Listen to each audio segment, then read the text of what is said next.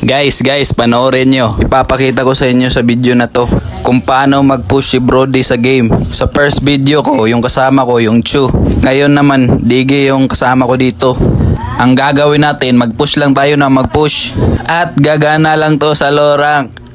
Makinig kayo, gagana lang to sa low rank, guys. May mga magko-comment naman dyan, low rank naman yung kalaban mo. Kaya nga, yung sabi ko, sa low rank gagana. Joke lang, guys. So ito, first tower tayo, guys. At salamat pala, guys, sa mga sumusuporta natin dyan sa TikTok ko. Respect each other tayo, guys. Ha? Huwag tayong mag-clash sa comment section. Sa ML lang tayo mag-clash, guys.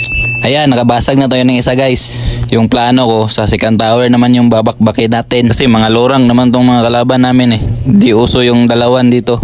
Mga Legend 5 bata to, guys. Dito, guys, nag-push lang kami ng kaduho ko dito. Sinasamahan lang ako ng Digi namin. At ayan nga, sinimulan na namin yung second tower dito. Isa si Brody, guys, ha, mabilis mag-push. Na kung ikaw na-stuck ka sa Epic or sa Legend, yung mga pure Epic at Legend, guys, ha, gawin nyo na to. Basta duo kayo ng kasama mo tsaka roam siya. Dapat iset mo yung mind mo na lamang ka sa kanila.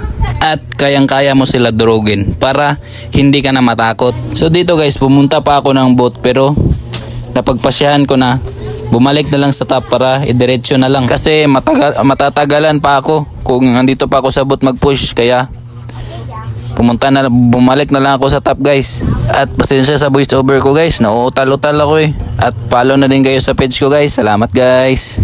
At ayan, guys, ubos na yung tower sa top. Kaya i-end na natin to. Sa nakita nyo, 2 tore pa lang yung na-push ko dito. At tatandaan nyo, guys, nga huwag kayong matakot mag-push. Nag-try pang nag-dep yung Harley dito pero napitas pa siya. So yan. At nag-end siya exactly 7 minutes. Salamat sa panonood, guys. Salamat sa follow. Love you.